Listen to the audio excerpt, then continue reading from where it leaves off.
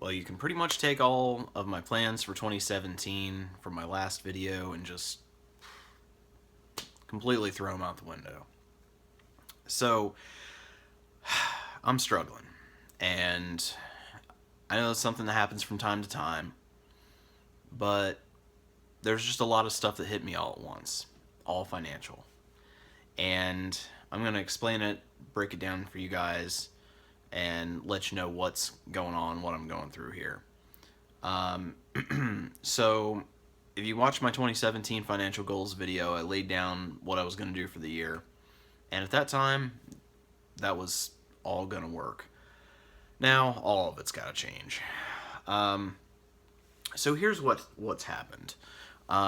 Since last year, I took this job that I have now in April of last year. And at that time, I was able to work for a lot less money than I had worked at my previous job because my mom had let me manage her finances. And as part of doing that, I guess for doing that, she let me use one of her accounts to pay for my gas and my groceries. That helped a lot. And because of that, I was able to take this job that paid like $2.50 an hour less than my previous job. So that's the first part of this. Now, I am in the process of making a very long, hours long video explaining what all has been going on with that. But I don't know how long it's going to be till that's up. So I'm not going to get into explaining it right now. But my mom is no longer able to help me at all. So I'm on my own. And the two things she was paying for were gas and groceries. Gas was about $25 to $50 a month. Groceries about $200 to $300 a month. So that much I have to pay for now, of course, on the same income. Now, on top of that as well, I have a storage unit back in my college town. It's about 2-3 hours from here. And it's a very long story. Mom has been paying for that for a long time because it was really her. She got the storage unit in the first place. It's a long story. I'm not going to go into explaining it. But it's all my stuff in there now. And because she's no longer able to pay this stuff, I have to absorb that responsibility too. So that's about $65 a month that I then have to add to the stuff that I have to pay. Now, on top of that, Mom is basically being forced to sell her house. And for a while, maybe a couple months, I can leave some of her stuff in there, but we're going to have to take all of her stuff out and put it in storage somewhere. Now, that she's paying for, but some of the stuff in there is mine. Like, not recently mine, but stuff that was like when I was a kid. And there's also a lot of like really old, from like 100, 150 years ago, old family stuff, pictures and things that I'm also going to take out of there and keep in my house. My house is packed floor to ceiling. You can see all the boxes behind me. I'm going to have to get a second storage unit to put all this stuff in. Well, that's going to be another $65 to $100 a month.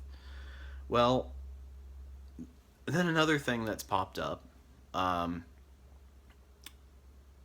I'll get back to that. So, my mom is the co-signer on my student loans, and I have 17 total student loans, and I pay 15 of them. Actually, two of the 15 are in forbearance. We'll get to that. But I pay most of them. My mom pays two, and one is to a collection company on one I defaulted.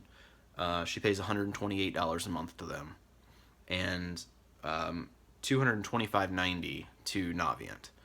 That's for a loan there. So that's helped me out a lot. She entered into a payment plan with them where they reduced the interest rate to 1%, and we've been making some progress on that, and that has helped me a lot. She is my co-signer, so ultimately, if I can't pay it, it is her responsibility to pay. But she's just not going to be able to. That might last for another couple months, but that's something that I'm going to have to start paying too. And I just can't. I just can't. I mean, I'm already struggling. I mean, I can't even do basic maintenance to my car. I can't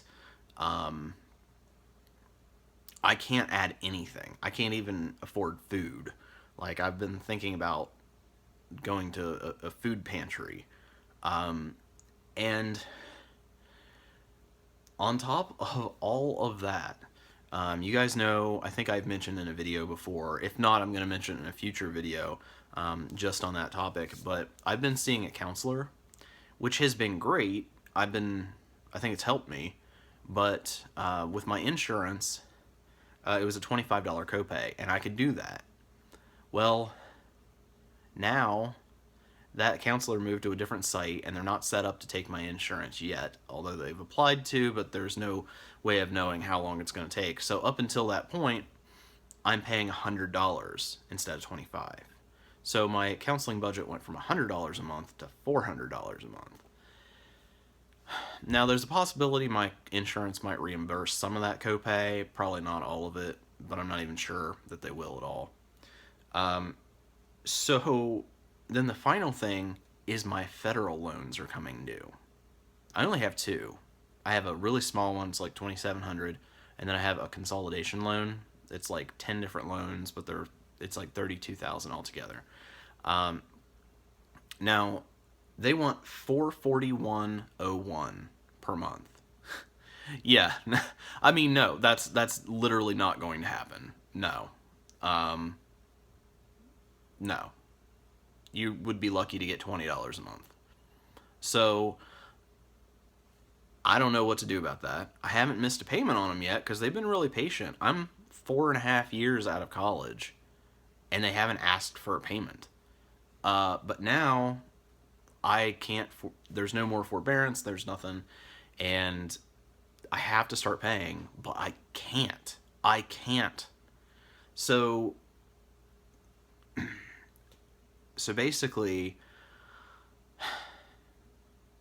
I'm screwed.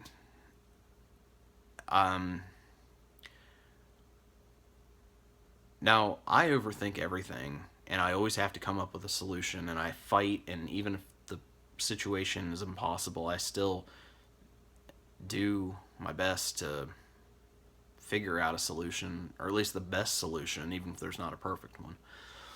And that's what I've done here. And I don't like to present a problem and not have a solution to it, so here we go. Here's what I'm going to try to do to fix this. First of all, I have to get a new job, period. I forgot to mention that one of the things they did starting in the new year is they cut my commission. I'm in sales, and my commission was already very low for the industry. I make $50 per sale. Of course, after taxes, that's not much. Well, they cut it to $40, and they told me it was for motivation. What? All right. Well, that's stupid. So, anyway, my commissions are cut, so that's less money there. Now, like I said, what I make hourly is a lot less than I made before, and I'm pretty maxed out. I could maybe make 50 cents more per hour than I do now with a different company in this position, but pretty maxed out. I'm going to have to move back to the position I was in before, which is an assistant property manager. I can make $17 to $18 an hour doing that. And that's only going to be a difference of like $2, $3 an hour, something like that. But it'll help a little bit. I got to do everything I can. And I think that's going to be the first stage, because I'm in the process of making some videos. I'll get them up eventually. Not super thrilled with some of the stuff my supervisors have been doing. So I haven't really actively been looking for a job, but it's honestly something that's been on my mind. So, on top of that, that's hopefully the first thing that happens. Hopefully that's the easiest. Second thing is I'm going to have to get a second job. And I don't know what that's going to be.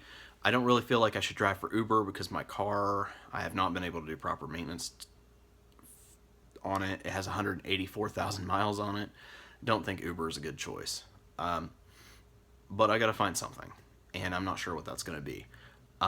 Third option, and this is honestly one of the things I will do, is I'm going to put more and more and more time into this channel. I can't invest a lot of money in it, but I'm going to keep creating content with all the stuff that's been going on, which again I'll post videos about later, I have not had time to upload regularly to stick to the schedule that I have been meaning to be on. And I don't know, maybe I need to start doing like 2 videos a week. Who knows? But, you know, I need to build this channel, because eventually this channel is going to be my main source of income. So maybe that's a year, 2 years, 5 years down the road, but that's going to be the case, and I need to invest in myself. And while it's a lot of work for not a whole lot of money right now, I know that that's going to sort of switch in the future, where it's going to be carrying itself. Now, and I had another thing related to working, and I forgot what it was. Crap. Well, I'll skip over it. So the next thing is, I either need to get a roommate or start renting my couch out on Airbnb. I did the Airbnb thing before, thought this apartment was too crowded for it. I don't know, maybe if I put it up for $20 a night, I'll get somebody that doesn't really care what condition it's in. Also, I'm considering moving, but like just getting a roommate, like in a 2-bedroom or something, because that way at least, I mean, I have to check the prices, but hopefully it'll like cut my rent in half. That would be ideal.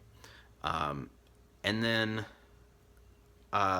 counseling, I've got my appointment tomorrow. I'm just gonna have to tell her, hey,